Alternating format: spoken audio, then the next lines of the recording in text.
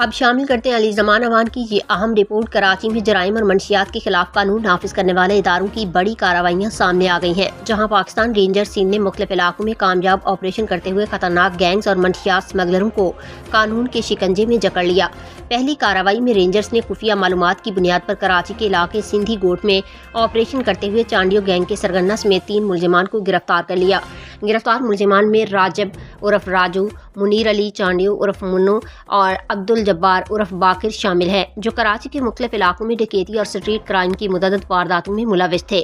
Rangers کے مطابق ملزمان کے قبضے سے ایک موٹر سائیکل، 5 جعلی نمبر پلیٹس اور نقدی بھی برآمد کی گئی ہے۔ یہ گروہ شاہ لطیف ٹاؤن، قائد آباد، سٹیل ٹاؤن، گلشن حدید، منگو پیر روڈ اور دیگر علاقوں میں اسلحے کے زور پر شہریوں سے موبائل فون اور نقدی چھیننے کی وارداتوں میں ملوث رہا ہے۔ تحقیقات کے دوران یہ بھی انکشاف ہوا کہ یہی گروہ پاکستان اسٹیل ملز کے علاقوں سے لوہا اور تانبا چوری کرنے کی وارداتوں میں بھی سرگرم تھا۔ دوسری بڑی کارروائی میں پاکستان رینجرز سندھ اور اینٹی نارکوٹکس فورس نے مشترکہ آپریشن کرتے ہوئے کراچی کے علاقے گلستان جوہر سے بین الصوبائی منشیات اسمگلنگ میں ملوث گروہ کے 2 ملزمان کو گرفتار کر لیا۔